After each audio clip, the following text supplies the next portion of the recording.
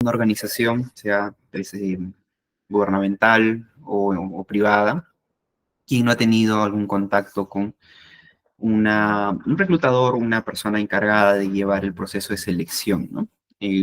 Creo que todos cuando hemos postulado, bueno, quienes están estudiando tal vez recién van a pasar por esa experiencia, pero bueno, igual los que algún momento hemos trabajado, sí hemos tenido alguna vez experiencia con reclutadores, con seleccionadores que van a hacer la entrevista, van a aplicar ciertas técnicas de selección y lo que vamos a aprender el día de hoy precisamente es cuáles son esas técnicas de, primero, de reclutamiento, vamos a aprender un poco de reclutamiento también, pero sobre todo de selección, ¿no? ¿Qué es lo que normalmente nos evalúan? ¿Qué es lo que nosotros vamos a evaluar como reclutadores y seleccionadores? ¿Cuál es el proceso? Sobre todo me interesa eso, que aprendan el proceso de reclutamiento y selección en las organizaciones. Proceso regular, ¿ya? Cada organización, como siempre les comento, es un mundo distinto, cada organización tiene su propia realidad, su propio contexto, sus propias necesidades, y lo que vamos a hacer ahora es hacer eh, un, un esquema de lo que regularmente se hace, unas buenas prácticas de reclutamiento y selección o de incorporación de personal. Y precisamente lo que trata el día de hoy, el tema es este, ¿no? Contratación, reclutamiento y selección, manos a la obra, necesitamos el mejor personal disponible. Vamos a ver los primeros minutos, como siempre, recapitulando lo de la clase pasada, mientras se van uniendo nuestros compañeros, los demás participantes. Muy bien, temario del curso.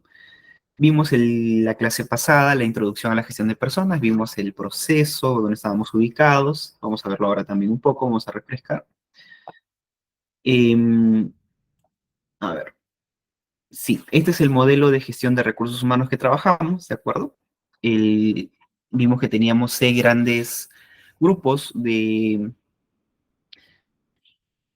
perdón, 6 grandes grupos, 6 grandes disciplinas en donde podemos, de una cierta forma, agrupar las especializaciones o las disciplinas de la gestión humana. Tenemos gestión de clima, gestión de talento, gestión laboral, gestión de la comunicación, compensaciones y finalmente gestión del desempeño. Todas evidentemente interrelacionadas, todas, hay flujo de información entre todas. Esto desde un punto de vista funcional no significa que haya una persona, en todas las organizaciones al menos, encargada de cada una de estas o de estas funciones, sino que una persona puede ver 3, ¿de acuerdo? De repente es una organización un poco más pequeña, una organización un poco más sencilla, no es tan compleja, y puede ver más de una especialización, ¿no? Una persona, de repente la persona que ve como gestión laboral o el área que ve gestión laboral también ve el tema de desempeño. Normalmente, de hecho, sucede así, ¿no? De repente la persona que ve talento también ve desempeño, perdón, laboral, compensación, el que ve talento también ve desempeño. Suele pasar, de hecho, ¿no? Que las personas que ven capacitación, desarrollo, los que ven, sean los mismos encargados de hacer lo que llamamos como objetivos, establecimiento de objetivos, medición de desempeño, en fin. Entonces, este es el modelo de gestión con que estamos utilizando. Las personas, como les comenté, vienen con motivación y con competencias. Vamos a ver, de hecho, el día de hoy vamos a profundizar un poco más de este concepto de competencias. Vienen con competencias y nosotros mediante la gestión humana, la gestión de recursos humanos, vamos a ir ayudando, a dando las herramientas, evaluando finalmente a estas personas para que logren los resultados organizacionales, ¿no? Logren productividad, logren desempeño. Este es nuestro modelo. El día de hoy vamos a ver gestión de talento, ¿ya? Estamos aquí. Creo que no está... Sí, acá estamos. El día de hoy vamos a ver gestión de talento, específicamente con reclutamiento y selección. En otra clase vamos a ver capacitación y desarrollo, ¿ya? El día de hoy solamente vamos a ver reclutamiento y selección. Esa es nuestra clase de hoy. Como les comenté, este cuadrito, esta investigación, bueno, esta encuesta en realidad, de Gartner, estamos aquí atendiendo a la preocupación o la prioridad número 2, que es la escasez del talento, ¿no? Igual siempre preocupándonos por la eficiencia operacional, porque nosotros estamos reclutando, trayendo gente a la organización para que finalmente se desarrolle y genere producción, genere productividad, genere eficiencia, genere rentabilidad, ¿no? Eso siempre está. Pero principalmente nosotros vamos a atacar o vamos a preocuparnos por este punto, ¿no? La escasez del talento, que es uno de los principales factores que los CEOs o los encargados, los jefes de negocio, consideran como perjudicial para las expectativas empresariales. Es decir, no hay personas con la capacidad o el talento o las competencias necesarias para cubrir determinados puestos. Entonces vamos a atacarle en un punto número 2 y también un punto número 4, ¿no? ¿Cómo lo vamos a atacar? A través de evolución del trabajo, expectativas de rol. Vamos a ver cómo nosotros vamos a dimensionar los puestos por una parte y por otra parte vamos a establecer las competencias claras para las funciones específicas y de esta forma restablecer las expectativas de rol. Y cuando yo tengo un rol, cuando tengo la descripción de puesto correcta, es donde yo puedo hacer un reclutamiento y una selección correcta y un reclutamiento y selección más eficiente. Entonces atacamos el punto número 2 a través del restablecimiento de expectativas de rol y evidentemente también vamos a compartir lo que es el proceso. Muy bien, entonces aquí nos adelantamos un poquito, vamos a ponerlo acá. ¿Qué vamos a ver el día de hoy? Contratación, reclutamiento y selección, ¿no? Parte 1, vamos a ver los desafíos en el reclutamiento y selección de hoy, en la actualidad 2024.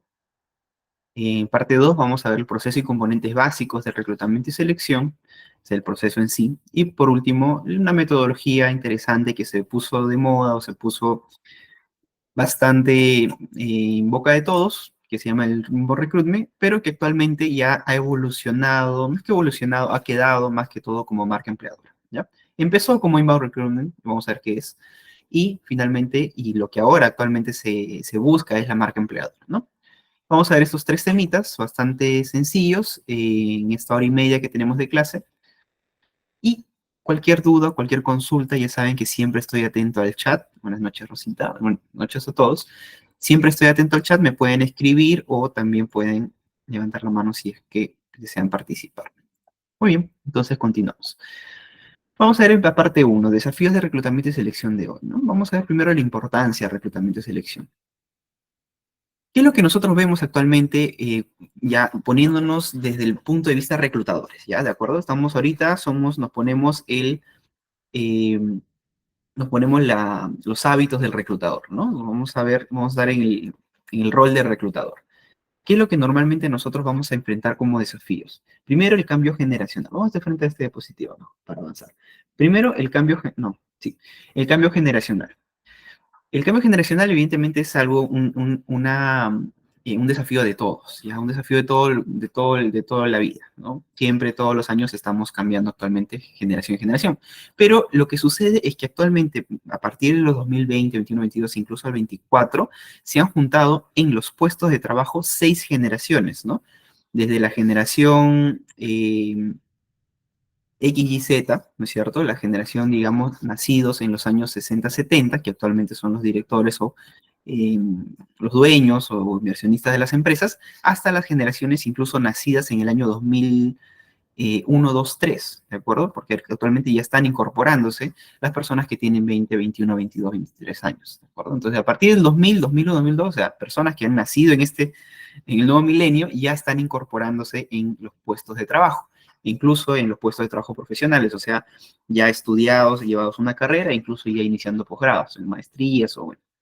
Entonces, nos da la curiosidad o da la sensación de que hemos juntado, se nos ha juntado, mejor dicho, 6 generaciones en la actualidad en las empresas o en las organizaciones. ¿Y esto qué genera? Pues evidentemente toda una diversidad cultural y un impacto generacional para todos, ¿no? No solamente para nosotros reclutadores, sino también para los que actualmente están trabajando en las organizaciones, en las empresas. Entonces, es un desafío y la habilidad que tenemos que desarrollar es evidentemente esta, ¿no? La comprensión intergeneracional, investigar sobre, por ejemplo, los nacidos en los 2000, cuáles son sus expectativas, cuáles son sus valores, cuáles son, por ejemplo, los nacidos en los 2000 ya son nativos cibernéticos, ¿no? Ya ellos han nacido con el celular bajo el brazo, no conocen o no han visto, no han vivido una vida sin internet o sin conectividad, sin redes sociales.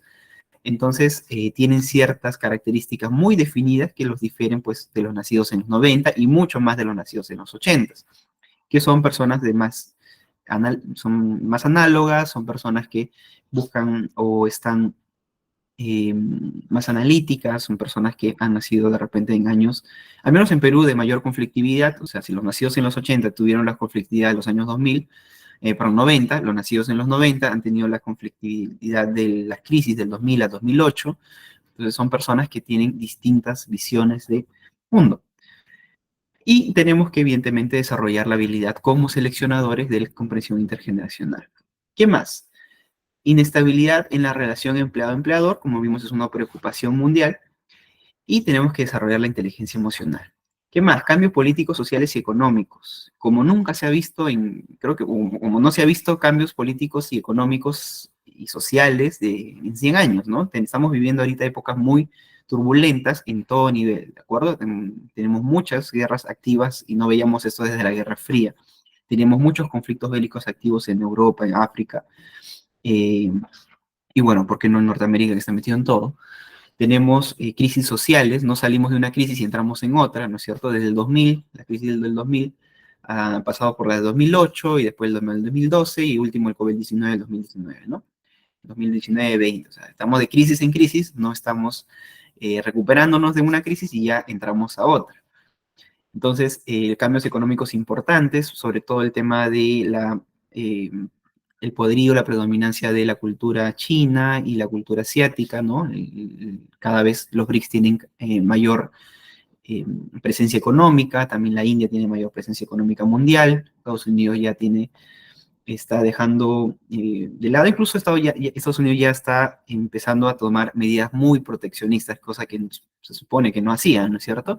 Le está tomando medidas proteccionistas y eso evidentemente al mundo le da un mensaje de que ya no tiene la hegemonía económica que tenía hace unos 20 o 30 años. Ahora actualmente la hegemonía económica lo tienen más países asiáticos, los BRICS o incluso algunos africanos. Entonces, cambios políticos, económicos, sociales muy importantes a nivel mundial y también a nivel de país, a nivel Latinoamérica. Habilidad, evidentemente, adaptabilidad. Desafío, incorporación de la inteligencia artificial, como les comenté, y la habilidad que hay que desarrollar, dominio de la tecnología y especialmente en este tema de la IA. Hay que estar bien atentos cuáles son los nuevos cambios, cuáles son eh, el impacto que se tiene en los puestos de trabajo y en las empresas. Actualmente, como les comenté, al menos en Perú, al menos en Latinoamérica, no se ha visto un impacto de mayor importancia o algo que debamos tener cuidado, salvo quizás las herramientas generativas que hablan de o lo que generan, por ejemplo, imágenes o diseños. Quizás ellos han sido los primeros impactados, ¿no? Pero salvo ellos, todavía no sabemos hasta dónde pueda llegar. Pero parece que va a ser muy impactante y vamos a tener que ir constantemente actualizándonos. Cambios en las expectativas de la vida laboral, sobre todo producto del intercambio generacional. Actualmente ya las personas están buscando más una estabilidad o un equilibrio, vida laboral y familiar, ¿no es cierto?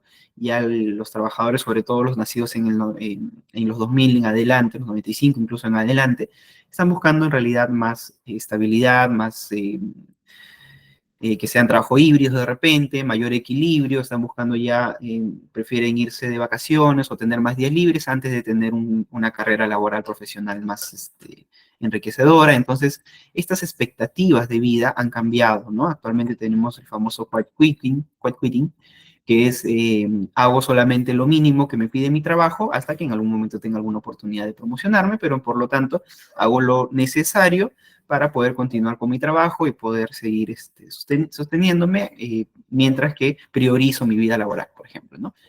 Es una tendencia bastante importante y evidentemente la habilidad de desarrollar son las habilidades de coaching o las habilidades de seguimiento. Cambio en las herramientas de reclutamiento, evidentemente acá actualmente ya tenemos todas las herramientas de reclutamiento digitalizadas, ¿no? A diferencia de años anteriores. Innovación, mentalidad abierta y los nuevos enfoques de género, tengamos la posición o la postura que tengamos, ciertamente existe un importante colectivo respecto a temas de enfoques de género, ¿no? Y no podemos simplemente ponernos una venda en los ojos y decir, para mí eso no existe, porque lo cierto es que existe, y en algún momento te va a tocar postulantes que tengan, pues, identidades de género distintas a las tuyas o a las tradicionales o incluso a las empresas, salvo que sea una organización quizás religiosa, muy conservadora, ¿no es cierto? Que tengan dentro de sus valores, eh, digamos, la ortodoxia o que sea todo, o sea, que eso sea especialmente de especial relevancia, lo importante es establecer como empresa una política, ¿de acuerdo? Una política, decir, a ver, ¿estamos abiertos a esta política o no? Y si no lo están, igual tiene que haber medidas de protección, ¿no? en el caso de que no, digamos, quizás, no sea, por ejemplo, ahorita que estamos en este mes tan especial, lo que hacen algunas empresas o algunas corporaciones, y está dentro de su política, es mostrar al mundo su apertura a las entidades, a la diversidad de género. No todas lo hacen, evidentemente, pero algunas lo hacen y eso evidentemente es parte de la política. Entonces, es importante tener claridad en cómo se van a tratar estos géneros o estos enfoques. Porque, como les comento, lo cierto es que existen y lo cierto es que más de un postulante que te va a llegar a tu organización va a tener una identidad de género distinta y tienes que saber si es que lo vas a tomar en cuenta o lo ideal es que no, porque no puedes discriminar por ciertos enfoques de género, pero tienes que saber cómo lo vas a manejar, ¿de acuerdo? Comunicación efectiva, habilidad para desarrollar, ¿no es cierto? Comunicación efectiva. Bien, entonces estas habilidades que están aquí las vamos a pasar, lo van a ver acá a la izquierda y los pasos a seguir, ¿no? Descripción, rápidamente. Comprensión intergeneracional, tenemos que evaluar y redefinir nuestros procesos, ¿de acuerdo? Capacidad es para la capacidad para entender las diferencias y expectativas en las distintas generaciones en el lugar de trabajo. Como les comenté, 2024, 2025 y los siguientes años vamos a tener hasta 6 generaciones distintas en un mismo lugar de trabajo. Y eso es muy retador, muy interesante también, muy enriquecedor. Inteligencia emocional para formar habilidades de liderazgo y coaching, ¿no? Discernir emociones propias ajenas, adaptabilidad, integrar la tecnología, dominio de la IA, la facultad de cultura, el fomento de la cultura y la innovación en las organizaciones, que muchas veces dejamos de lado, estamos enfocados en la productividad, estamos enfocados en el desarrollo, estamos enfocados en el rendimiento, y a veces dejamos de lado esto, ¿no? La innovación. Habilidades de coaching, formación o desarrollo de formulación de programas de compromiso, innovación y mentalidad abierta, mejoramos la comunicación interna y la comunicación efectiva son los enfoques en la diversidad e inclusión. Como les comento, es cuestión ya de cada empresa definir o establecer una política de cómo va a tratar estos temas. Lo importante es que cumplamos al menos con el reglamento o con la legalidad, que es la no discriminación, y en el caso de que no se, o que tengas una política bastante severa respecto a esto, tener las medidas de protección necesarias en el caso que tengan estos casos, ¿no? Capacidad para transmitir claramente, escuchar activamente, esencial en la gestión de equipos diversos. Muy bien. Entonces, estas son las habilidades claves del reclutador actualmente, o digamos la actualización de cuáles son las competencias que los actuales reclutadores y seleccionadores deben ir manejando. Evidentemente, lo clave en el reclutamiento y selección, como proceso no es complicado, ya el proceso es bastante definido, son una serie de pasos, de hecho, es muy sencillo en ese sentido. Lo complicado, o mejor dicho, lo enriquecedor en un reclutador es sobre todo la experiencia, y la experiencia en la industria o en el sector en el que está. Por ejemplo, si yo soy una empresa de banca, lo relevante o lo importante es que mi reclutador tenga específicamente experiencia en banca, que tenga experiencia en reclutamiento de asesores financieros, que tenga experiencia en gerentes por ejemplo, de tienda, ¿no es cierto? Que tenga experiencia en ese tipo de reclutamiento, que conozca el negocio, ¿no? Si yo soy un reclutador, soy una mina, por ejemplo, tengo que procurar que mi reclutador o que mi especialista en reclutamiento tenga experiencia en minería o en reclutamiento en minería. Eso es lo esencial y lo importante, y finalmente lo enriquecedor y lo que aporta valor para un reclutador, porque eh, sabe qué buscar, ¿no es cierto? Sabe qué competencia buscar y sobre todo sabe cómo evaluar. Es distinto evaluar a un gerente de operaciones de mina que a un gerente de operaciones bancarias y un gerente de operaciones de restaurantes. Son perfiles completamente distintos, con competencias completamente distintas, y por eso es que ahí viene ya la mano del reclutador y su experiencia, ¿no? El peso que pueda tener un reclutador.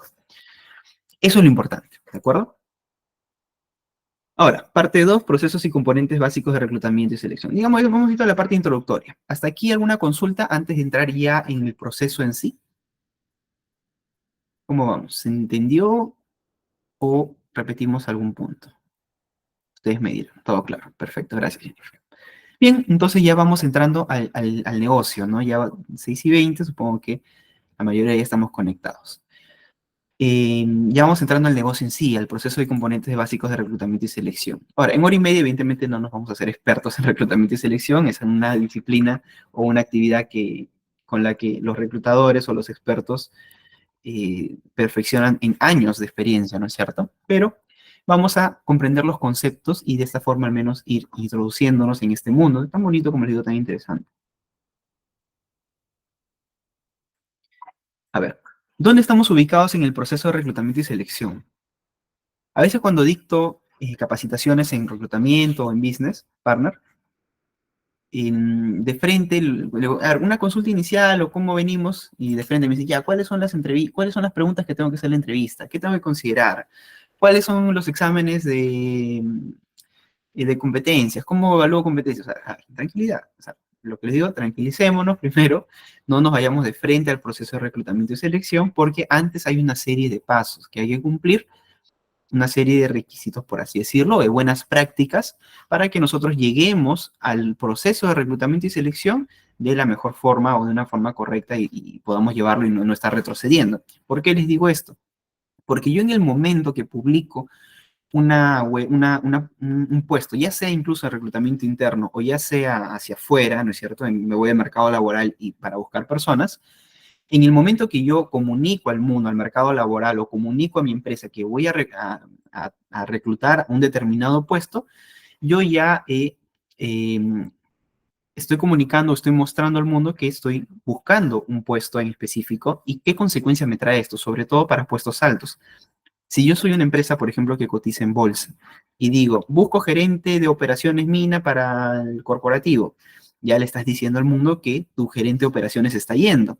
Y si tú, por ejemplo, cotizas en bolsa, eso va a repercutir en el mercado accionario, por ejemplo, ¿no? Y te puede afectar porque generes inestabilidad. O si yo, por ejemplo, voy a publicar en una página web, busco jefe de recursos humanos, entonces en mi organización yo ya estoy diciéndole a todos mis asistentes o mis coordinadores o mis subjefes, van a decir, oye, se ha abierto una vacante, ¿qué ha pasado? ¿No es cierto? Y empiezan a moverse los hilos de las relaciones humanas. Entonces, por eso es importante tener claro cuáles son los pasos previos antes de comunicarle al mundo, antes de comunicarle al mercado laboral, al mercado en general accionario, antes de comunicarle a mis propios colaboradores que estoy buscando un puesto determinado. Entonces, y también como una medida de protección, y vamos a ver por qué. ¿Por qué? ¿Cómo inicia el proceso de reclutamiento y selección? Bien, este es el cuarto paso, ¿eh? Casi último. Inicia desde el análisis de la estructura organizacional. Y esto lo vamos a ver un poquito más en la siguiente clase, que es esto, desempeño. En la clase de desempeño lo vamos a ver un poco más, pero vamos a ir igual introduciéndonos a esta clase. Porque primero, antes de yo iniciar un proceso, es decir, les doy un caso, ¿no? Yo estoy aquí tranquilo sentado en mi oficina y viene un jefe de operaciones, ¿no es cierto? Viene un jefe de operaciones y me dice, necesito una persona más porque se me hace, tengo mucho trabajo, ¿no? Tengo mucho trabajo, tengo más pedidos y necesito a una persona más para que me cubra el puesto de técnico de electrólisis, ¿no? O técnico de una máquina en específico. Yo digo, ya, necesito. Entonces entro a mi página de Boomerang o de Computrabajo, necesito un puesto de electrólisis, un técnico de lo que sea. ¿De acuerdo? Publico, le digo al mundo que estoy buscando un técnico y después viene el jefe de recursos humanos y con toda razón me va a decir, oye, ¿por qué has publicado ese puesto? ¿Yo acaso lo he autorizado? ¿Acaso sabes si tenemos dinero para pagarle a esta persona? ¿Está dentro del presupuesto? ¿Por qué has lanzado esto? ¿No? Le dicen, no, es que el jefe de operaciones me dijo y tengo que velar por continuar el negocio. ¿De acuerdo? No es así. Hay una serie de requisitos y una serie de pasos. ¿Por qué? Y te voy a decir por qué. Recuerden que nosotros lo que estamos viendo, lo que estamos priorizando es el desempeño, la eficiencia operacional. Siempre recuerden eso, desempeño, eficiencia operacional. No estamos aquí, no somos una beneficencia para regalar puestos de trabajo. Todo lo contrario, eficiencia operacional. ¿Y cómo empezamos el tema de reclutamiento y selección? Siempre cuando viene un requerimiento de quien sea, ¿de acuerdo? Siempre cuando viene un requerimiento de puesto de trabajo, es una buena ocasión para realizar o para reestructurar o analizar la estructura organizacional, es decir, mi estructura orgánica, mi organigrama, ¿de acuerdo? ¿Por qué? Porque aquí yo voy a ver el dimensionamiento de cada puesto. Por ejemplo, si viene el jefe de operaciones o el gerente de operaciones y me dice, necesito un técnico, entonces, ¿por qué necesitas un técnico? De repente necesitas un auxiliar, de repente necesitas un supervisor, no lo sé. Veamos cuál es el puesto que necesitas, ¿de acuerdo? Necesitas un técnico, un supervisor, un jefe, de repente lo que te falta no son manos, sino lo que te falta es cerebro, te falta cabeza, te falta temas técnicos, ¿no? De repente es eso, o de repente lo que efectivamente te falta es un puesto bastante básico, demasiado básico y temporal, y de repente no necesito un puesto en específico, sino subcontratar o tercerizar determinada función. O de repente lo que necesito es traer una empresa de intermediación para que me cubra un puesto muy básico temporal que está alejada de mi negocio, ¿de acuerdo? Y no necesito necesariamente un técnico. Entonces, por eso es que nosotros tenemos que hacer un análisis estructural previo a todo lo demás, ¿de acuerdo? Headcount, que es la fuerza laboral o el conteo de trabajadores, ideal, yo para esto yo ya sé, conozco y hay técnicas para esto, cuántas personas yo necesito para mi negocio. Si yo produzco, no sé, pues, les digo un ejemplo, ¿no? Algo sencillo. Si yo produzco 100 unidades de determinado producto por hora, por ejemplo, ¿no? Y cada persona me produce 20 unidades de producto por hora, entonces yo necesito 5, ¿no es cierto? Esa es mi conteo de personal que yo requiero.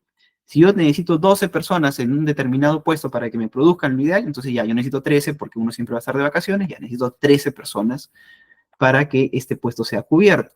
Y si viene una persona y me dice, no, necesito dos más, y dice, ¿por qué? Si yo en el análisis de tiempos, en el análisis de producción, yo ya he determinado que necesitas 13. ¿Por qué necesitas ahora 15? ¿Qué ha pasado? ¿Cuál es la necesidad? ¿Ha habido un aumento de producción? ¿Ha habido un aumento en los cambios, o de repente ha sido un descanso médico, es un temporal, es un permanente, ¿qué es lo que ha pasado? ¿Va a alterarse mi estructura organizacional? Todo eso, tú como reclutador, a ti te lo va a preguntar tu jefe de recursos humanos, tu gerente de recursos humanos, o tu gerente general, quien sea. A ti como reclutador te va a preguntar, ¿por qué? ¿Por qué necesito uno más? ¿Has hecho el conteo de fuerza laboral? Efectivamente, estamos aumentando nuestra fuerza laboral, estamos reduciendo, es un reemplazo. ¿Qué necesito? ¿Qué voy a necesitar? ¿Un técnico? ¿Un supervisor? ¿Necesito una persona de repente que sea tercerizada? Y finalmente la línea de mando. ¿A quién le va a responder? ¿Le va a responder al jefe que te lo pidió? ¿Le va a responder a otras personas? ¿Va a ser su par? Eso es lo que nosotros tenemos que ver en el análisis de estructura organizacional. El dimensionamiento, es decir, el peso del puesto, la fuerza laboral que yo ya sé de antemano cuánto es, y si no lo sé, cuando viene el requerimiento es un perfecto momento para hacerlo, y para eso se hace pues conteo de actividades, toma de tiempo, en fin, hay diferentes técnicas. Yo ya sé cuánta gente necesito para cubrir mis operaciones, no necesito más. Y si necesito menos, bueno, al contrario, si se va una persona, lo que voy a hacer es cubrir. Y ya no tengo que contratar a alguien y evidentemente no despedir porque acá en Perú es muy complejo esos procesos, ¿no? Si yo, por ejemplo, hice mi estudio de tiempos, hice mi fuerza laboral y yo necesito 80 personas, pero yo en mi empresa tengo 95, o sea, me sobran 15.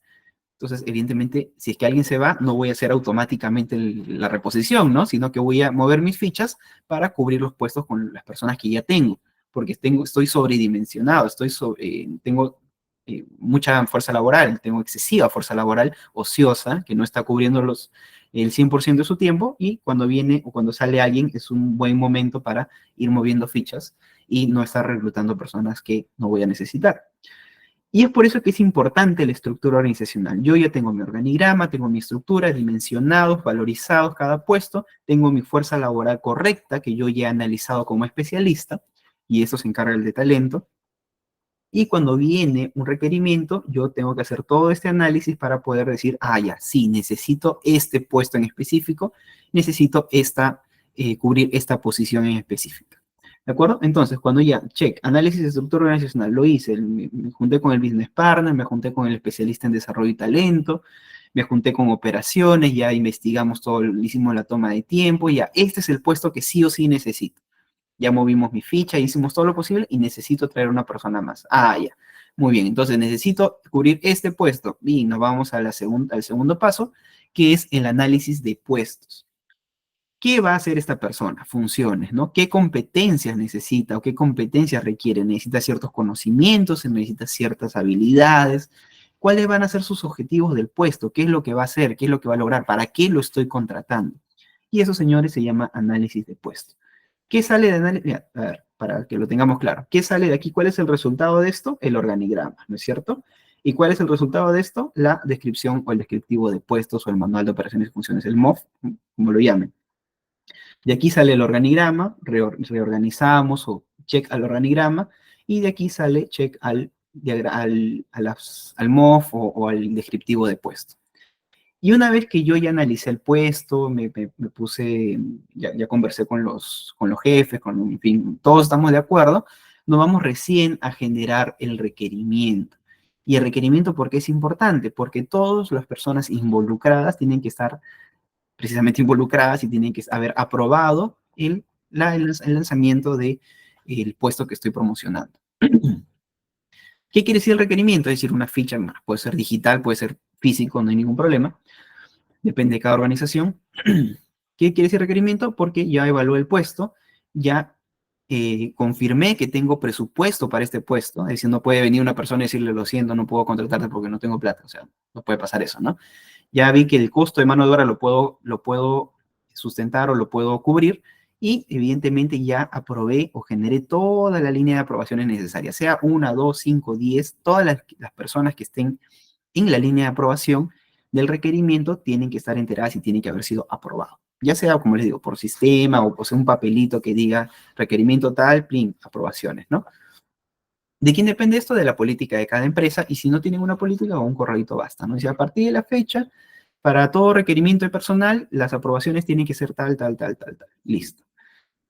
A ver, por ejemplo, ¿por qué es importante esto? ¿Qué no les debería pasar, no? Sería una novatada, por ejemplo, que tú como asistente o analista de reclutamiento y selección vayas con la persona que has reclutado, ¿no? Todo contento, bien feliz, el chico porque ha conseguido trabajo, te vas al gerente de operaciones o al gerente general y dices, señor, le presento acá a su nuevo técnico de mantenimiento. Y el gerente va a decir, oye, pero ¿en qué momento yo he pedido, yo he aprobado un técnico de mantenimiento nuevo?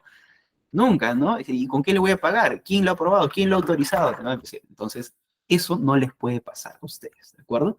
Siempre con todo requerimiento que ustedes generen, es decir, cuando le comunican al mercado que vamos a reclutar a alguien y aún con mayor razón cuando le voy a contratar a alguien, cuando voy a contratar a una persona, todos tienen que estar enterados y todas las personas necesarias tienen que haber aprobado este requerimiento. No les vaya a pasar de que hacen todo el proceso y al final se les caiga, o sea, ya invertiste un dinero, invertiste tiempo, invertiste expectativas y al final vaya a pasar de que la persona interesada o el gerente o el jefe de recursos humanos no estaba enterado y te vaya a cancelar todo tu proceso, ¿no? Eso no puede pasar. Bien. Entonces, una vez que analizamos la estructura organizacional, el organigrama, ya una vez que analizamos el puesto, una vez que ya están aprobados el requerimiento, es decir, todos estamos enterados ya y toda esta evaluación está correcta y con todos los requerimientos aprobados, recién iniciamos, señores, aquí nuestro proceso de reclutamiento y selección. No antes, ¿de acuerdo? Aquí recién iniciamos nuestro proceso de reclutamiento y selección. ¿En qué consiste el proceso de reclutamiento y selección? En atraer a las personas, es decir, atraer la mayor cantidad de postulantes o interesados posible. Uno. Dos, una vez que ya me llené de postulantes, los necesarios, empiezo con el reclutamiento y empiezo con la selección. Es decir, ahí sí, ya no quiero más, al contrario, quiero cada vez menos. Quiero discriminar, quiero seleccionar a las personas que están más ajustados al perfil que yo estoy buscando y finalmente eh, negociar su salario, su remuneración, en fin, lo que necesiten, ¿no? Esto es lo que yo necesito. En esto consiste el proceso de reclutamiento y selección. Atracción, que es un poco lo que les comenté, el tema de marca empleadora, lo vamos a ver al último, de hecho. Reclutamiento, atraer la mayor cantidad de personas. Selección, es decir, seleccionar, discriminar en base a competencias. Y finalmente negociar o la incorporación, ¿no? Si son puestos bajos, de repente esta última etapa no es tan necesaria, porque si voy a contratar a un asistente, un analista, le voy a decir, bueno, este es el sueldo que ofrezco y no hay mucho que negociar, ¿no es cierto? Habrá que negociar 100, 200, 300 y ahí está. A diferencia, por ejemplo, de puestos de alto perfil, de gerentes, subgerentes o superintendentes, que ahí sí requiero, y sobre todo si me estoy jalando de otra empresa, ¿no? Sí requiere hacer un proceso de negociación, llegar a un sueldo que ambos estemos de acuerdo y con los beneficios laborales que ambos estemos de acuerdo. Entonces, ahí sí va un tema de negociación. Y una vez que ya hice todo mi proceso de reclutamiento y selección, que puede durar un mes si es que es un puesto básico, o puede durar 2, 3 meses si es un puesto muy especializado, o puede durar un año si es que es un puesto ya súper especializado de una empresa global, o sea, hay casos, ¿no?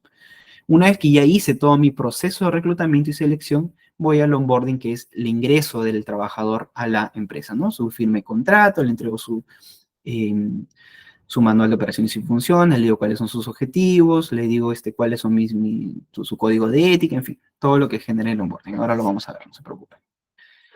Bien, entonces, nosotros lo que vamos a ver es esto, ¿de acuerdo? Esto es otro curso.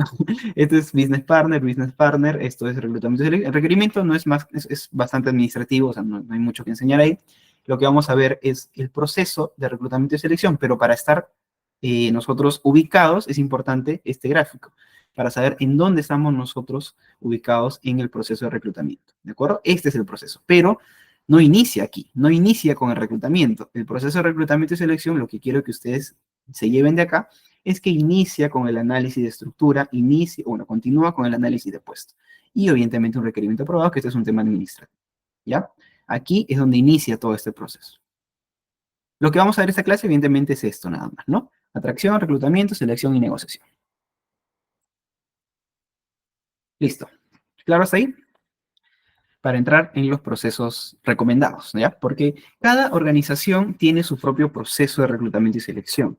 No todos son iguales, depende de del tamaño de la empresa, de la complejidad de la industria, vamos a tener más o menos procesos de reclutamiento y selección. Esto es un proceso recomendado, yo les voy a mostrar dos procesos recomendados y ustedes pues determinarán cuáles son los procesos o los pasos que determinen o que ustedes consideren necesario para su organización. Si todos o algunos, una parte, o van a ingresar procesos adicionales, eso ya depende de cada organización.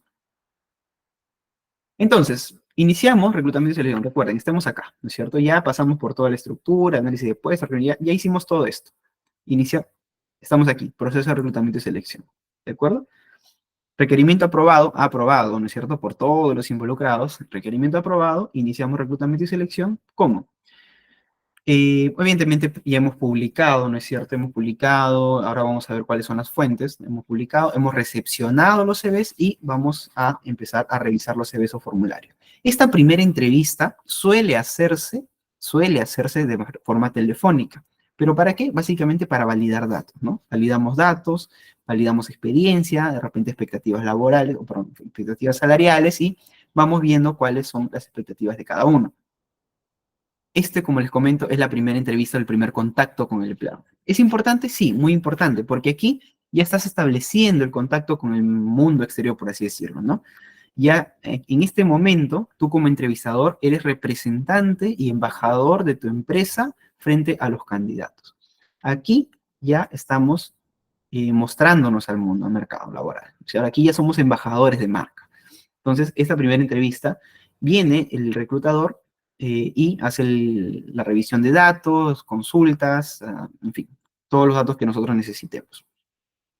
Una vez que esta primera entrevista se da, ya validé datos, validé experiencia laboral, vimos que las expectativas están por ahí, salariales, entonces ahí nos vamos a al segundo proceso, que es la aplicación de pruebas. ¿Qué pruebas nosotros vamos a aplicar para los entrevistados, para los que yo estoy considerando como potenciales candidatos? Vamos a ver, conocimientos, pruebas de conocimientos, puede ser temas técnicos propios del puesto, ¿de acuerdo? Aptitudes y personalidad, ¿ya? Son tres temas o tres tipos de prueba, pues son varias pruebas, son tres tipos de prueba que yo puedo aplicar para cada puesto de trabajo. Yo ahora lo que he hecho aquí es, ¿de dónde lo saco? Evidentemente de las competencias que yo he puesto en mi descriptivo de puestos, ¿de acuerdo? Porque yo aquí en análisis de puestos ya sé qué competencias voy a necesitar, por eso es importante hacerlo antes. Yo ya sé qué competencias requiero, qué objetivos, qué funciones va a cumplir, y por eso es que yo ya puedo aplicar las pruebas en función a las competencias que necesito.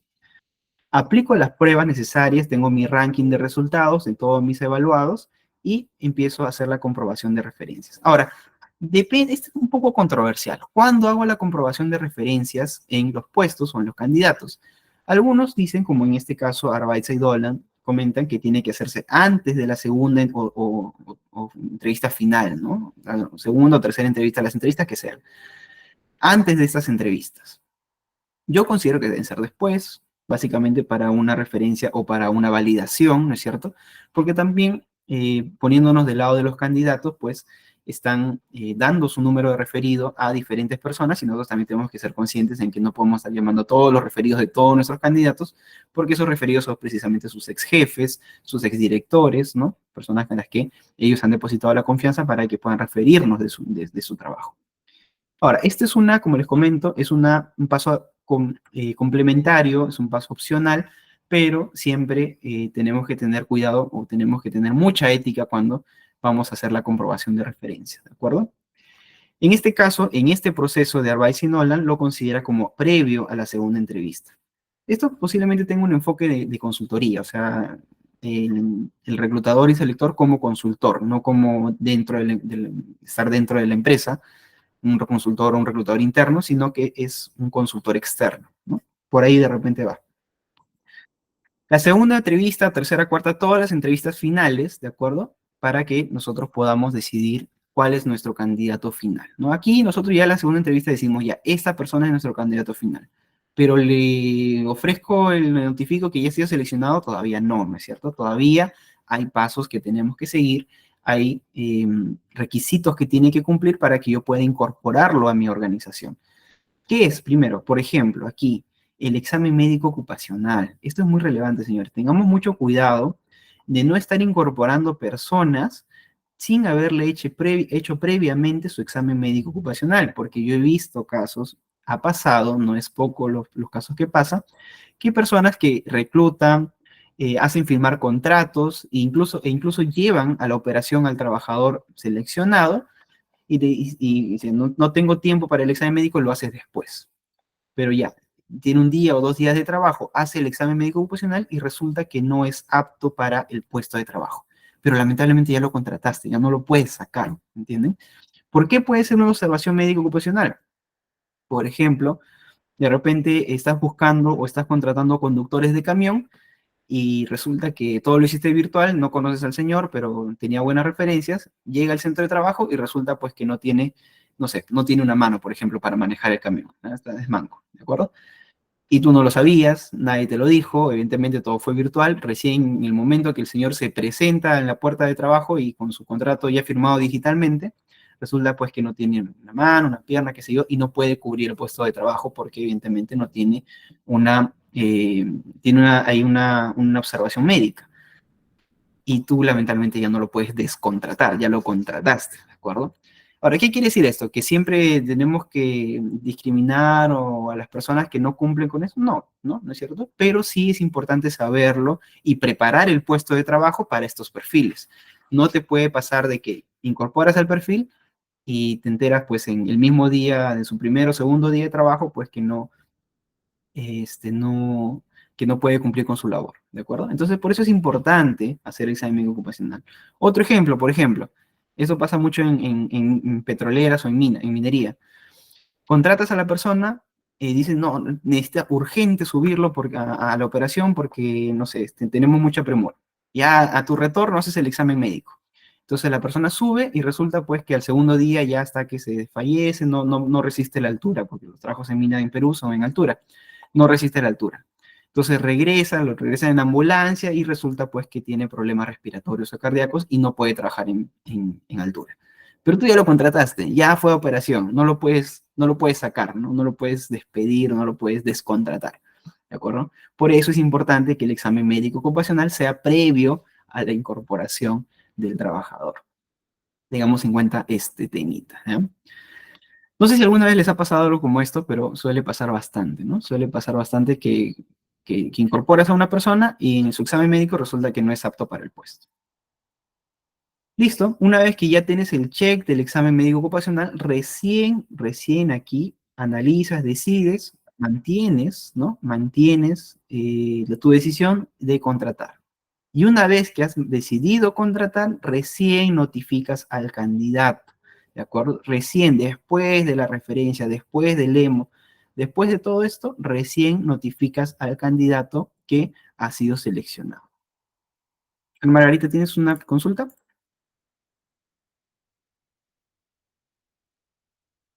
Si no puedes activar el micro, ya sabes que puedes escribir. Hola, sí, mi consulta va de la siguiente manera. Respecto a lo que usted dijo de descontratar a alguien, ¿Usted cree que es conveniente para, por ejemplo, call center y cosas así? Ya. Em, Te respondo desde la legislación peruana, ya, porque no Ok. conozco de otra, A ver, en la legislación peruana, una vez que una persona, un trabajador, pisa tu puerta de trabajo y tú ya lo contrataste, es decir, pisa operación y se presenta y se presenta y pone a su disposición o a tu disposición su fuerza de trabajo, tú ya no puedes despedirla, tiene ya protección al despido. Ahora, ¿qué alternativas tienes? Por ejemplo, puede ser el tema del periodo de prueba, ¿no es cierto? Tienes 3 meses de periodo de prueba normalmente para puestos básicos o 6 meses para puestos más complejos, o hasta un año para directores. Entonces, tienes todavía el tema del periodo de prueba. Pero incluso cuando quieras utilizar esa carta, por así decirlo, si quieres utilizar el tema del periodo de prueba, esta persona aún podría denunciarte. A ver, si es que es alguien, por ejemplo, que no es apto para el puesto de trabajo y aún así postula, ahí tienes que tener en cuenta que de repente no es una persona del todo ética. Entonces, esta persona, si tú la despides, muy probablemente que te vaya a denunciar a la autoridad administrativa del trabajo, en este caso a la SUNAFIL, y la SUNAFIL te va a decir, ah, pero ya lo has contratado, no, tú no lo estás despidiendo por que haya hecho mal su trabajo, lo estás despidiendo, lo estás retirando, porque has hecho mal tu proceso de elección, en fin, y eso no es un motivo de despido, de desvinculación, ni siquiera de periodo de prueba. Entonces, si tú quieres utilizar la carta del periodo de prueba, por ejemplo, tienes que decirle o demostrarle a Sunafil si es que eres denunciado, que efectivamente tú lo estás retirando porque no ha cumplido las expectativas o no ha cumplido las funciones por las cuales lo has contratado. ¿De acuerdo? Hay que tener cuidado con eso. Ahora, a lo mejor lo sacas, lo despides y el trabajador nunca hace nada. O sea, podría pasar también, ¿no? Que Es toda la suerte. mañana. Claro, podría pasar que el trabajador nunca dice nada, se queda calladito y simplemente se va a su casa. Bacán. Pero siempre estamos nosotros, al menos como recursos humanos, digamos, pensando mal, ¿no? Diciendo, hay que protegernos a nosotros como organización de potenciales denuncias o de potenciales reclamos, ¿no? Y sobre todo porque estas denuncias al final vienen acompañadas de tremendas multas también. Sí, Michelle, te escucho. Buenas tardes. Oye, buenas noches. Buenas noches. Ya, mi pregunta es que, bueno, hablaba que en la segunda entrevista tendemos a verificar las referencias, pero ¿cómo hacemos si ahora con las ATS prácticamente en la nueva forma de redactar un currículum no te pide el apartado de referencias? Entonces, ¿cómo podríamos nosotros como reclutadores verificar, o eso se habla durante la entrevista con el candidato? Claro, normalmente, a ver, no he hablado mucho de las ATS porque a ver, revisión de CDS o formulario, esto lo hacemos nosotros normalmente, tradicionalmente lo hacemos los reclutadores, ¿ya? A veces la ATS reemplaza el tema de revisión del formulario y dice, he recibido 500 CVs, pero estos 40 o 50 calzan con el perfil, ¿no es cierto? Eso es lo que te hace la ATS. Lo puede hacer, esa revisión del CV lo puede hacer la máquina, o sea, lo puede hacer la inteligencia artificial o la ATS, o lo puedes hacer tú como reclutador. Obviamente, revisar 500 CVs quizás sea un poquito pesado. Pero hasta aquí va la TS, ¿no? Todo lo demás, en realidad, lo vas a hacer tú, porque el robotito no te va a comprobar la referencia, ¿no es cierto? Ahora, normalmente en la primera entrevista, tú le mandas un correo o le solicitas información al candidato, ¿no? Y cuando tú le mandas el correo o le solicitas información, le dices, bueno, si tú, o sea, no es obligatorio nuevamente las referencias, ¿no? Si tú consideras que vas a solicitar referencia, le dices, bueno, me envías los datos de tus referidos, de tus referencias, y avísales pues que los voy a llamar, me voy a comunicar con ellos porque yo ya estoy considerándote para este puesto, ¿no? Entonces, le, le notifico a esta persona y aparte que esa persona te comunique a ti las referencias, ya te está diciendo que está autorizándote a ti como reclutador llamarlos, ¿no? Llamar a sus referidos. Algunos trabajadores ponen sus referencias en el CV, ¿no es cierto? Ya por default, o sea, ni siquiera tienes que pedírtelo, te lo ponen en el CV. Igual siempre es una buena práctica avisarle al postulante en la primera entrevista o en la llamada telefónica, oye, por si acaso, señor tal, voy a llamar a tus referidos para que se puedas comunicar con ellos y avisar que voy a solicitar referencias, ¿no?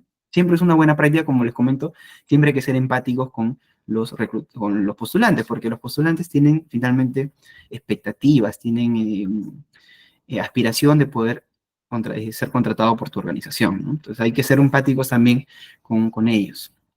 Y sus referidos son finalmente un recurso de ellos que no es ilimitado, no es como que le va a dar, a menos yo, si yo estuviera buscando trabajo, no le voy a dar mis referencias a todo el mundo que me lo pide, ¿no es cierto? O sea, a mi ex jefe, por ejemplo, que yo estoy poniendo como referido, no le voy a darle su número a todo el mundo o a cada empresa a la que postulo, sino que a determinadas personas o a determinadas organizaciones que me la soliciten, ¿no es cierto? Hay que ser un poco empáticos también en esa parte respecto a las referencias. A ver, Margarita nos comenta. Hola, pregunta, si la persona está trabajando actualmente, ¿cómo se procede con las referencias? Igual, conversar con el señor, ¿no? Decirle, oye, ¿tú estás actualmente trabajando? Sí, ya. ¿Puedo solicitar referencias a tu actual empleador o hay conflicto de interés o hay un tema de confidencialidad? Y él te va a decir, sí, no, normal, mira, yo con mi empleador estoy actualmente con plazo fijo y en menos de 2 semanas ya dejo de trabajar, así que yo ya le avisé, puedes llamarlo, ¿no? Entonces, bacán, en ese caso yo lo llamo, ¿no es cierto? Pero sería muy mala práctica, o sería poco empático y poco ético, de hecho, llamar a un empleador sin avisarle al candidato, ¿no? Eso sí, creo, en eso sí no estaría de acuerdo, ¿de acuerdo? En eso sí no estaría de acuerdo. Pero hay situaciones en las que quizás sea necesario, ¿no? Pero ya son para puestos muy específicos, muy, muy específicos. Por ejemplo, si yo voy a contratar un gerente de operaciones, sería bueno, pues, llamar al empleador anterior o al empleador, porque son puestos de alto perfil, puestos ya conocidos, que se manejan básicamente por política, y llamar y comunicarme, decir, oye, ¿qué tal esta persona? ¿Por qué se ha retirado? ¿Por qué ha salido? Sí, y de esta forma poder solicitar la referencia. Pero igual siempre en comunicación con el candidato. Muy bien, entonces continuamos con el siguiente proceso recomendado, ¿ya? A diferencia del anterior, ¿ya? A diferencia de este que es bastante sencillo, bastante básico, pero si se dan cuenta no consideran, por ejemplo, el reclutamiento interno. Entonces, aquí sí, ¿no?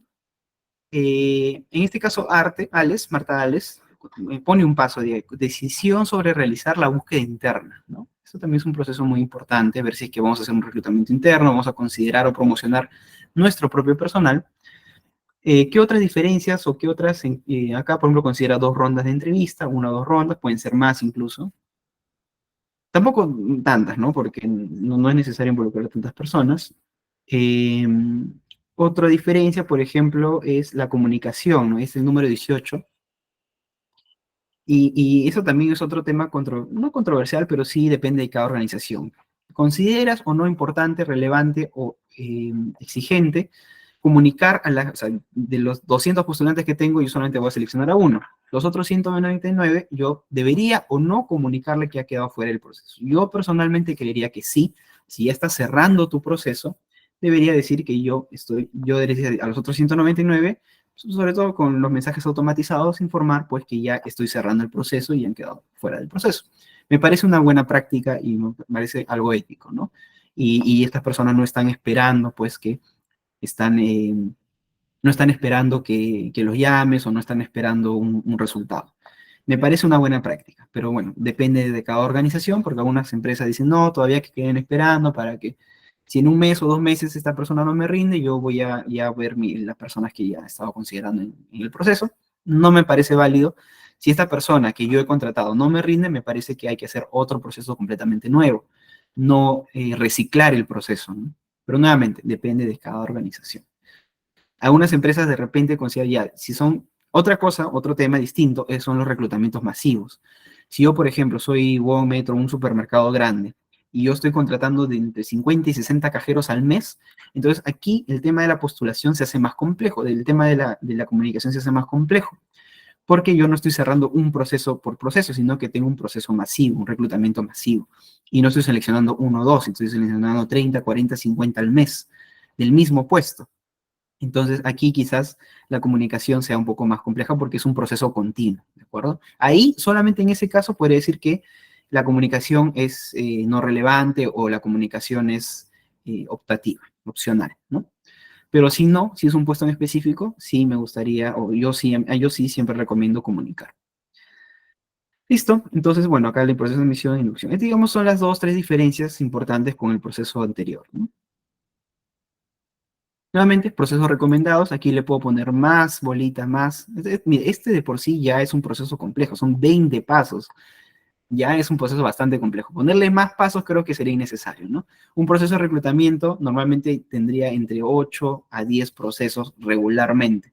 Si es una empresa pequeñita, 6 a 8, no más pasos, no es necesario completar con cada uno de estos pasos hasta el 20, ¿no? Sería innecesario, muy costoso, muy burocrático. Salvo que sea el Estado. Ojo, el Estado, estoy dejándolo aparte, el tema de contratación con el Estado es un tema completamente distinto. Eso es otro tema, eso es otra cosa. Yes, listo. Entonces, aquí hemos visto, acá falta negociación.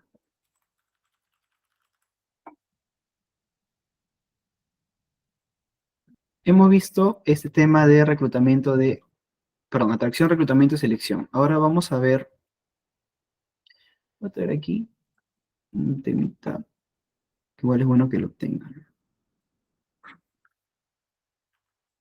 Esto igual se los voy a poner aquí.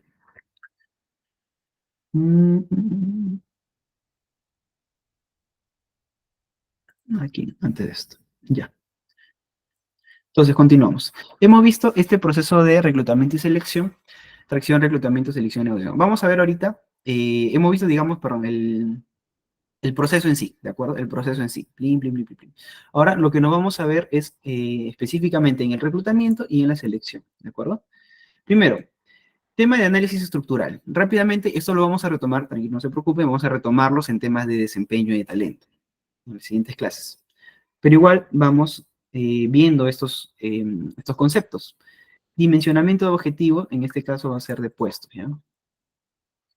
Puestos. Dimensionamiento de puestos. ¿Qué nos quiere decir esto? Ahí tenemos 3 niveles. Esto es de, esta clasificación es de Chavenat, ¿ya? ¿De acuerdo? De Chavenat. Esos niveles, nivel institucional, nivel intermedio y nivel operacional, y finalmente la ejecución de operaciones. ¿A qué se refiere? En la ejecución de operaciones, evidentemente, los operadores. Los operarios, los que están al frente, ¿no? Al frente de la máquina, al frente de todo. O los vendedores, podría ser, ¿no? El nivel operacional, hablamos de la supervisión operativa, ¿ya? Nivel operacional. Nivel intermedio, de la gerencia táctica o de las jefaturas, ¿de acuerdo? Y nivel institucional, de la alta dirección, el nivel estratégico o el nivel de gerencia general.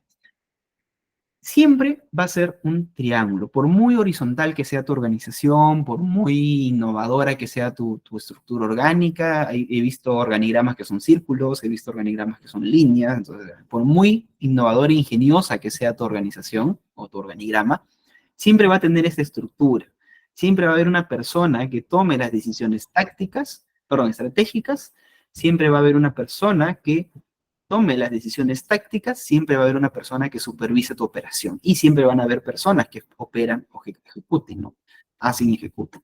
Siempre va a tener esta forma. Y evidentemente no todos pueden ser gerentes generales. Uno es el gerente general, unos cuantos serán el directorio, ¿no?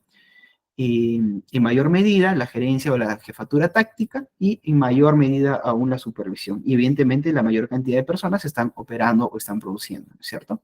Siempre vas a tener esta estructura, esta forma, ¿de acuerdo? De dimensionamiento de puesto. Yadira, ¿una consulta?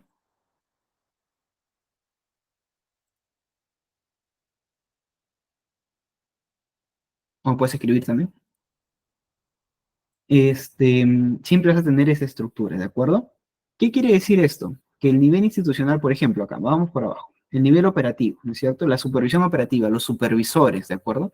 Tienen un peso de un X. Aquí lo hemos puesto como, ponle 10%, ¿ya? Aquí lo hemos puesto un X para ver el tema. Esto está pensado en objetivos.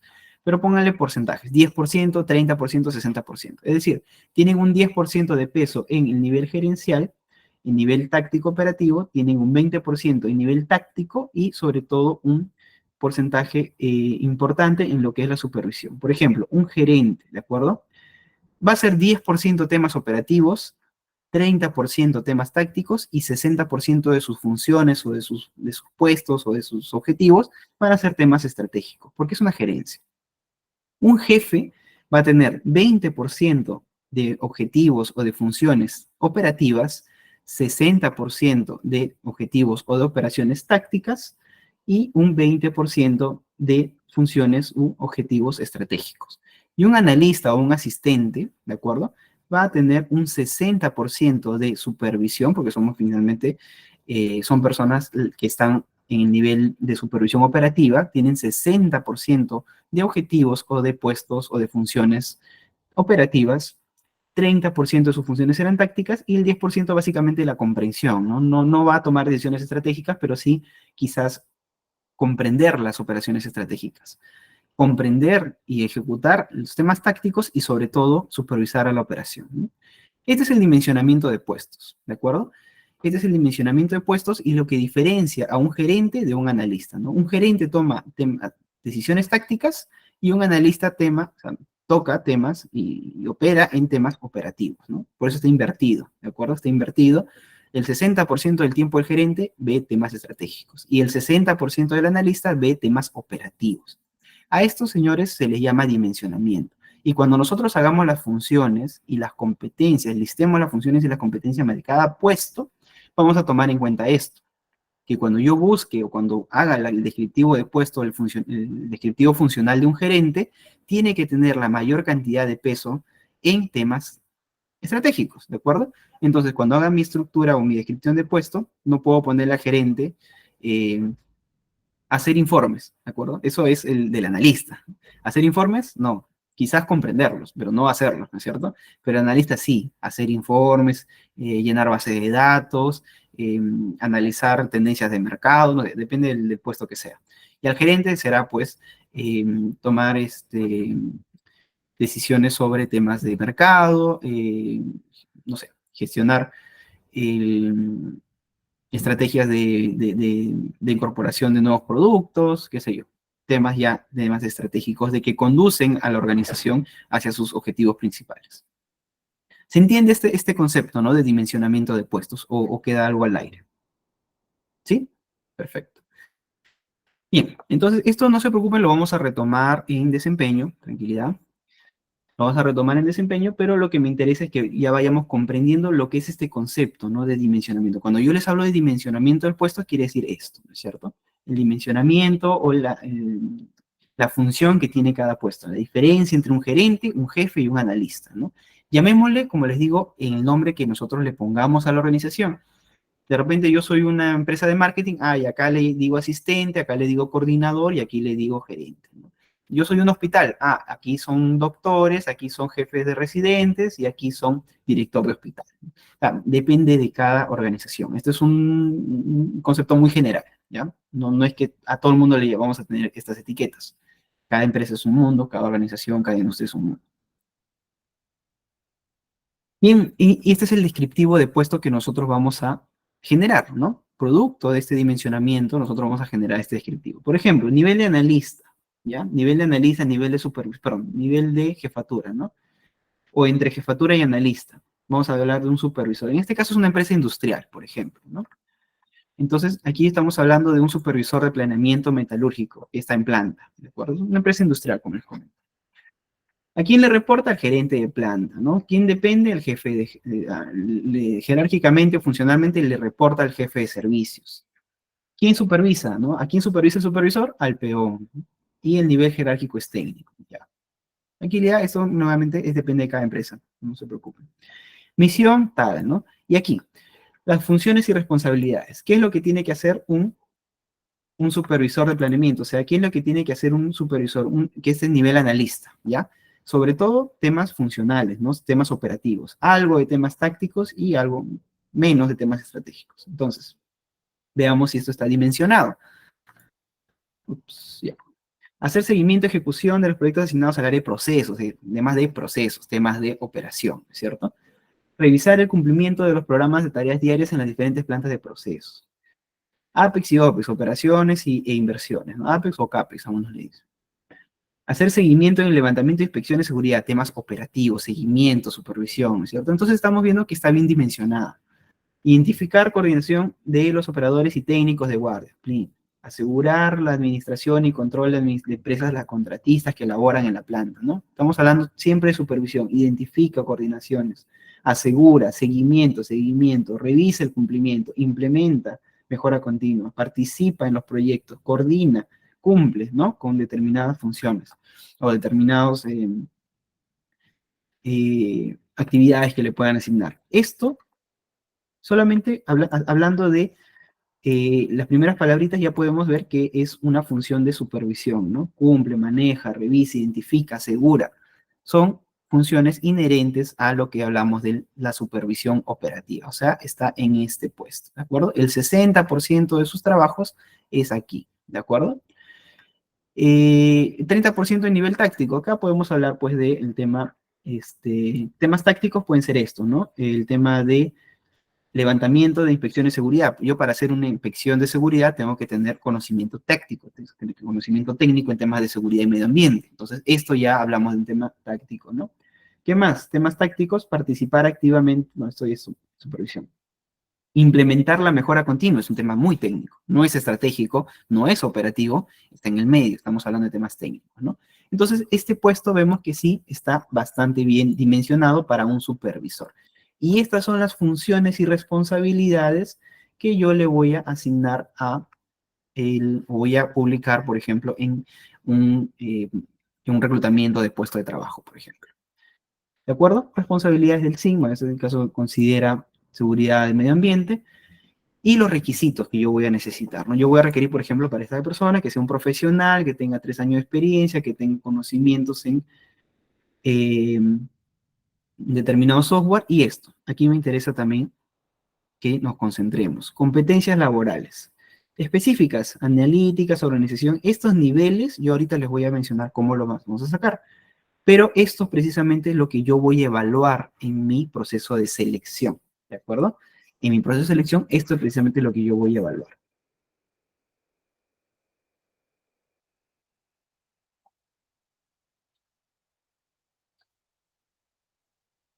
Entonces, hablando de competencias, ¿no? Porque hablamos siempre de competencias, competencias, conocimientos, pero ¿qué son las competencias precisamente? ¿Qué es el talento? Ahora ustedes vayan escribiéndome por chat qué consideran o qué saben de qué es competencia y qué es talento. Comenten.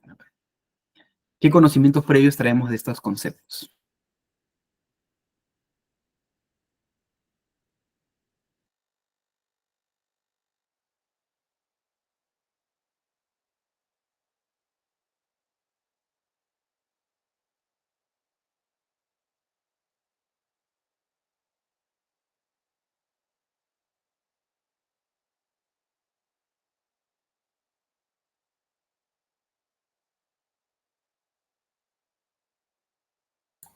Sí, los libros, o sea, las guías, en realidad son guías de Mardales, son bastante buenas para poder ordenarnos, ¿no? Respecto a las competencias. De hecho, ahora lo vamos a ver. Hay 2 láminas que sacamos conceptos de ella. Competencias, habilidades específicas requeridas para un perfil. Sí, sí, sí, es cierto. ¿Qué más? ¿Qué más? ¿Qué sabemos de competencias? ¿Qué conocemos de las competencias? Las famosas competencias, ¿no? Bien, este es el concepto clásico. El concepto clásico, el que normalmente nos enseñan a nosotros cuando hablamos de competencias o cuando estamos de repente en la universidad o estamos en el instituto, en la academia, se suele utilizar esta definición, que la competencia es un constructo de 3 conceptos, ¿de acuerdo? Que son el querer, ¿no es cierto? El querer desarrollar una actividad, la capacidad, ¿no es cierto? La intención, la capacidad de poder desarrollar dicha actividad y sobre todo esto, ¿no? La habilidad, el poder hacerlo, querer, saber y poder hacerlo. Entonces, si yo, por ejemplo, competencias para poder hacer reclutamiento y selección, digamos, soy un reclutador, ¿no es cierto? Puedo hacerlo, o sea, tengo la habilidad para hacerlo, sé hacerlo, o sea, tengo la capacidad operativa para hacerlo, y por último, si tengo la intención de hacerlo, ¿no es cierto? Entonces, la competencia se suele, o se solía, definir en estas 3 dimensiones, en el saber, querer y poder, que está de hecho bastante bien para poder iniciar o para comprender lo que es una competencia. Básicamente es una habilidad, ¿de acuerdo? Puesta a disposición de un cierto proceso productivo o un cierto proceso corporativo. En el entorno corporativo, en el entorno empresarial, una habilidad puesta a disposición de este entorno, ¿no? Para ser productivos.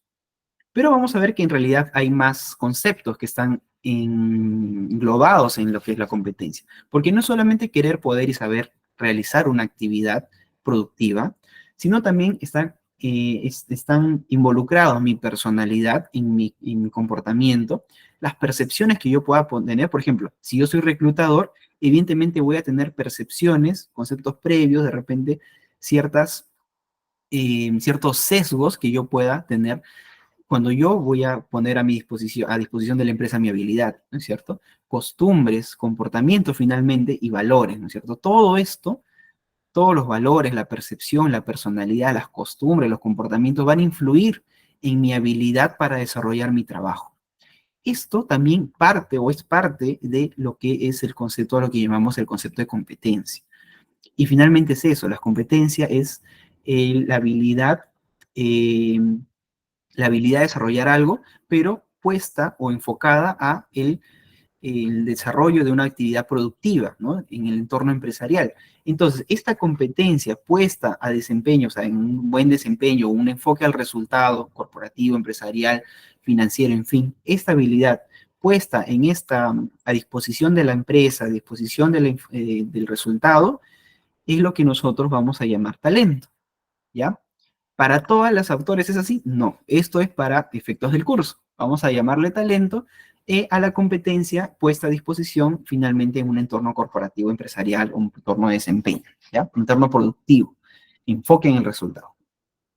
Esto es lo que nosotros vamos a llamarle talento en nuestro marco conceptual, en nuestro concepto, ¿de acuerdo? Como les comento, van a revisar seguramente libros, van a revisar blogs o artículos y cada uno tiene su propia definición de lo que es la competencia, de lo que es desempeño, lo que es el talento. Para efectos didácticos, esta parte o esta forma de verlo a mí me parece bastante comprensible y de hecho está bastante alineado con eh, con lo que se maneja, con los conceptos que se maneja normalmente, ¿de acuerdo? ¿Se entiende este concepto, de acuerdo? ¿O hay alguna información adicional, una forma de enriquecer este concepto?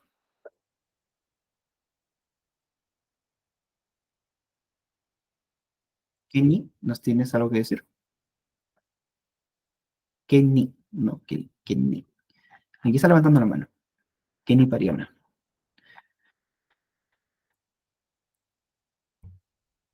Ah, ya.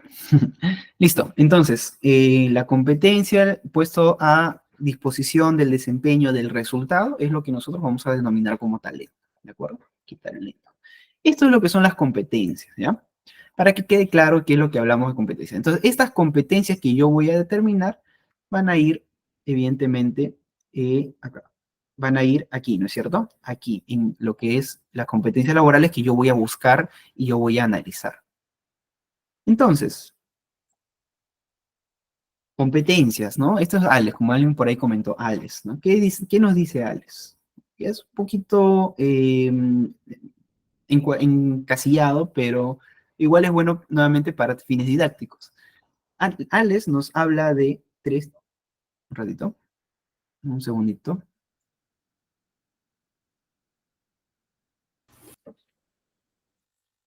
Disculpe la interrupción, en un momento estamos solucionando el tema.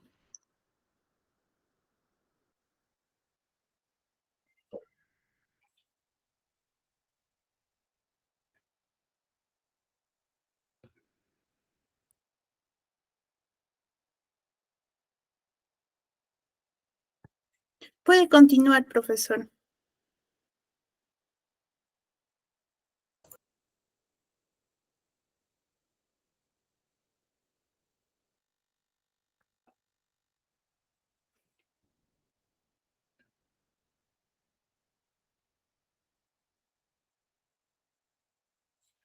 Sí, disculpen ahí, un segundito.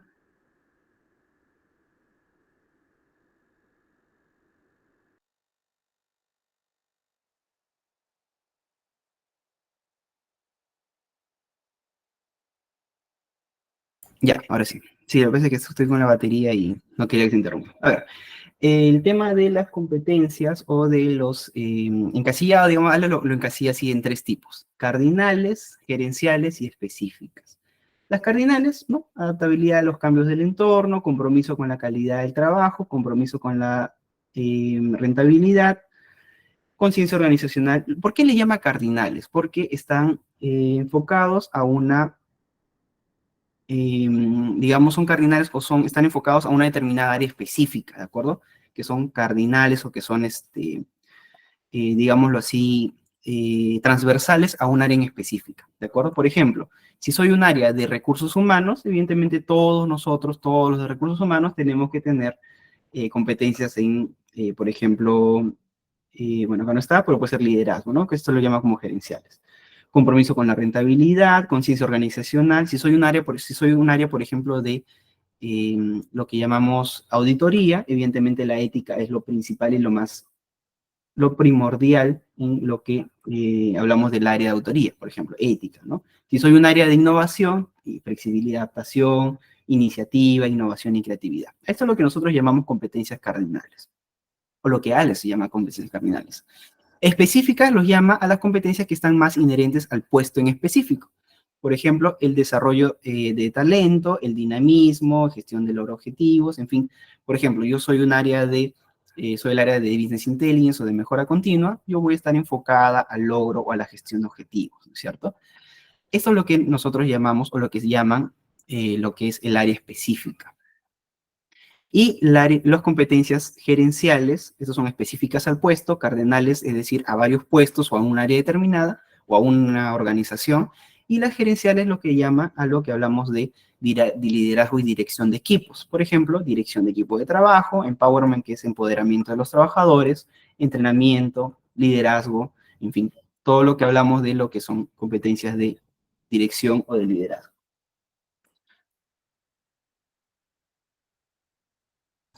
Igual, estos son competencias que varían dentro de cada organización, ¿de acuerdo? Yo, por ejemplo, puedo determinar competencias, por ejemplo, adaptabilidad a los cambios del entorno. Para mí, esta es una competencia específica de determinados puestos. Ah, ya, entonces esto lo traslado a específica, ¿de acuerdo? O de repente la competencia de colaboración, en realidad toda mi organización tiene que tener esta competencia porque yo lo he determinado así, así lo pongo en mis valores organizacionales. Entonces, esta competencia lo paso a cardinales, ¿cierto? Es bastante dinámico esta parte, pero conceptualmente está bien clasificarlo así, porque así entendemos cómo vamos a asignar competencias a los puestos de trabajo, ¿no? Y los puestos de trabajo, evidentemente, tienden a estar aquí en específicas. Ahora, me olvidaba, ¿cómo nosotros evaluamos estas competencias? ¿Cómo evaluamos estas competencias? Esto lo vemos en otro curso, que se llama Reclutamiento y Selección, que pues, es un temita un poquito extenso, pero lo podemos hacer a través de evaluaciones psicológicas, psicométricas o psicosensométricas, y que son para operadores. Y para esto hay, pues, software, hay modelos, hay distintas herramientas para poder nosotros evaluar estas competencias y poder definir esto, ¿no? Poder definir esto, el nivel de competencia que yo requiero para nivel determinado puesto. Esto, como les comento, es parte de un curso un poquito más enfocado a lo que es reclutamiento y selección. Aquí lo que estamos viendo es la parte introductoria. Muy bien, entonces ya para terminar nuestra sesión, vamos a ver esta metodología que nosotros llamamos inbound marketing, pero vamos a verlo desde el punto de vista de cómo lo vemos actualmente. Pero así es como inició. Lo hizo Talent Club, es una consultora bastante conocida, que dijo, ¿no? ¿Por qué yo voy a tener que reclutar gente? ¿Por qué voy a tener que yo ir al mercado laboral cuando yo pueda tener un pool de personas interesadas y la expectativa de que yo pueda lanzar un determinado puesto? Eso es lo que se preguntó esta consultora. ¿De acuerdo? Esto es lo que se preguntó esta consultora. Digo, ya, ¿por qué yo voy a traer personas que estén ahí expectantes a que yo en algún momento pueda tener, o sea, va a haber talento, van a haber personas para que yo en algún momento, cuando necesite un empleo, ya voy a tener candidatos listos para poder trabajar en mi organización o candidatos listos para poder evaluar? Esto es lo que dijo Talent Club. Dijo, bueno, hagámoslo así, ¿no? Y está bien, está perfecto. Pero ¿cómo ha ido evolucionando este concepto? Ha evolucionado lo que ahora ya conocemos como marca empleadora. Ahora, ¿se sigue utilizando esto? Sí, algunas empresas lo siguen utilizando, sobre todo las más grandes. Pero actualmente nosotros conocemos esto como marca empleadora, ¿ya? ¿Tiene una consulta, Franklin?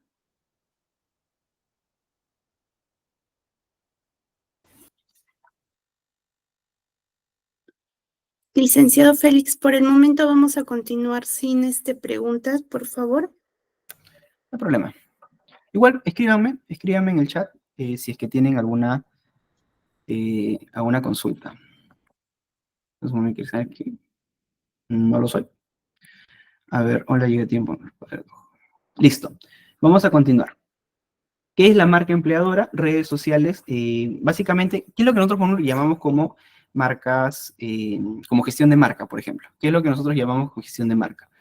Es que es el manejo que nosotros tenemos como organización para que las empresas o el público y la sociedad en general nos vea a nosotros como con determinados, o nos relacione con determinados valores o con determinadas acciones o determinadas costumbres o determinados objetivos. Y nosotros actualmente, ¿cómo lo manejamos mucho? Nos vamos a enfocar en el tema de redes sociales, ¿no? Vamos a ser comunicadores de gestores de imagen organizacional. Marca corporativa. Marca corporativa. Nosotros vamos a trasladar lo que es la marca empleadora a lo que llamamos marca corporativa. Perdón, la marca corporativa a lo que llamamos marca empleadora. La marca corporativa, imagen que nosotros comunicamos a través de la web, de las revistas, de las redes sociales, ¿no es cierto?, de la televisión. Por ejemplo, si yo soy Aldicor, ¿de acuerdo?, que es una empresa de consumo masivo muy conocida acá en el Perú. Si nosotros somos Alicor, a través de nuestros productos, de nuestra publicidad en televisión o en radio en supermercados o en la calle, nosotros vamos a transmitir una marca corporativa que nos identifica. Esta marca corporativa, la idea de la marca empleadora es que se transmita o que llegue a ser, perdón, de marca corporativa que llegue a ser una marca empleadora. Es decir, transformar esta imagen que tengo corporativa como empresa en la sociedad, transformarla en la capacidad nuestra, en mi capacidad de atraer talento. ¿De acuerdo? Esta marca corporativa la voy a transformar en una marca de talento, ¿de acuerdo? Una marca de talento, es decir, difusión de opiniones de los trabajadores y de los candidatos en el mercado laboral hacia mí, hacia mi marca corporativa, transformarla en marca empleadora, es decir, en aumentar mi capacidad de marca, mi capacidad de marca de talento para poder atraer personas, atraer candidatos, atraer perfiles que a mí me interesen contratar. ¿De acuerdo? Esta es la marca empleadora. Entonces, si bien es cierto, sigue todavía la metodología o sigue el diseño inicial de metodología de inbound, es decir, traer personas, pero ya se ha transformado más en lo que es el poder o aumentar el poder de atracción, ¿de acuerdo? El poder de atracción de candidatos, de potenciales perfiles, para cuando yo inicie un proceso de reclutamiento. ¿Quiénes trabajan muy bien el tema de la marca empleadora?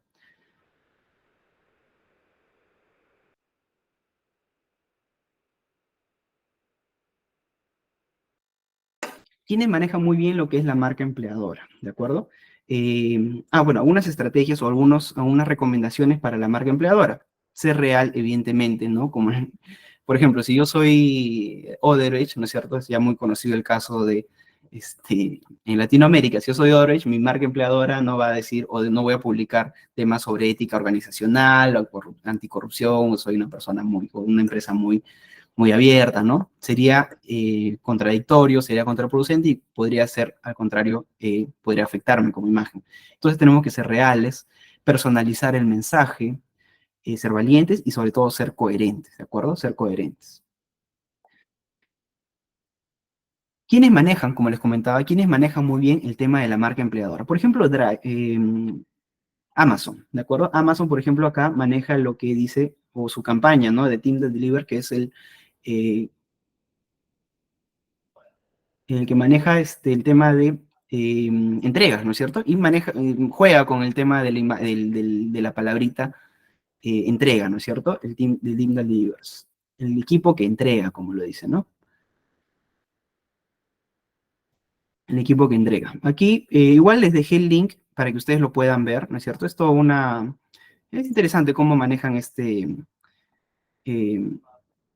campanita, ¿no? En donde los mismos trabajadores o los mismos colaboradores cuentan cómo es trabajar en su empresa. Otra empresa que trabaja muy bien el tema de la marca empleadora, por ejemplo, es Alicor, ¿de acuerdo? Alicor, que como les comento es una empresa de consumo masivo de alimentos. Por eso es que maneja juega con estas palabras, ¿no? Alimentamos el talento de nuestra gente. Bueno, es una empresa de alimentos. Entonces dice, alimentamos el talento de nuestra gente.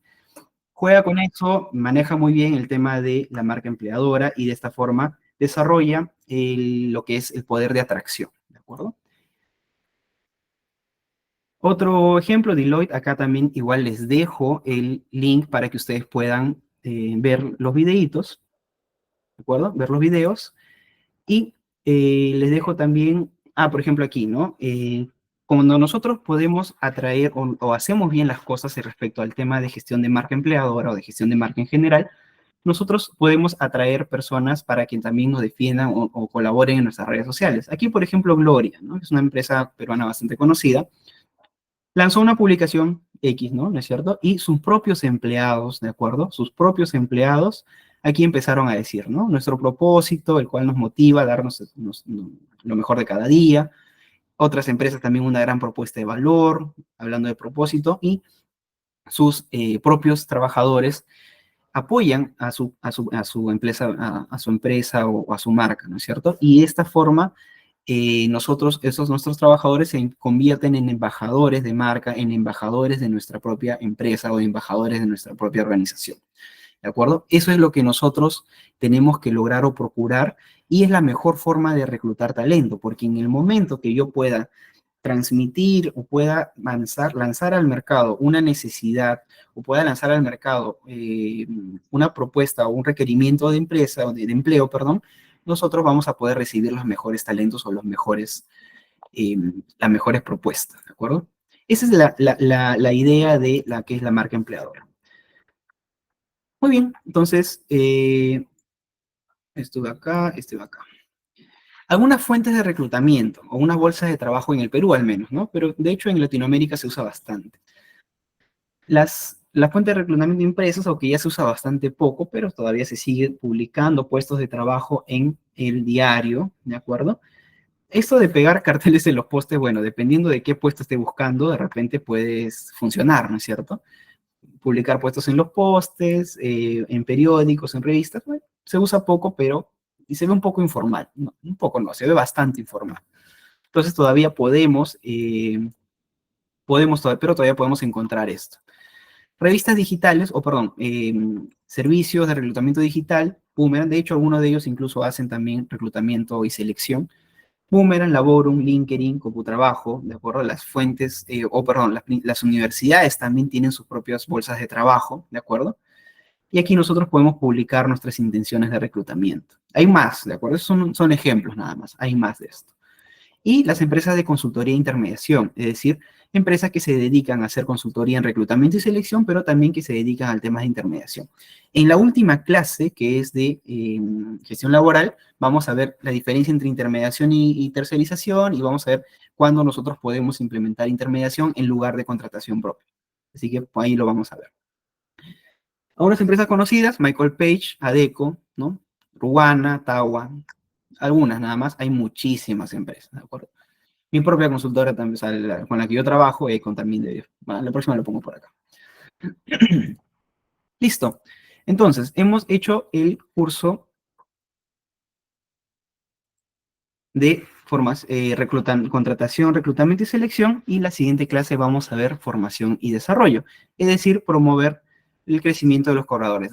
Si lo hemos tratado, si lo hemos contratado una vez que hemos incorporado, atraído y reclutado personas, en la siguiente clase vamos a ver cómo las formamos y las desarrollamos, para luego evaluarlas y finalmente planificar su carrera y su sesión.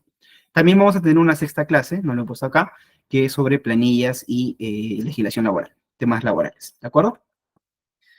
Listo, señores, entonces hemos cumplido con nuestro temario del día de hoy. Cualquier consulta, ya saben, me pueden escribir al chat o me pueden escribir cualquier cosa.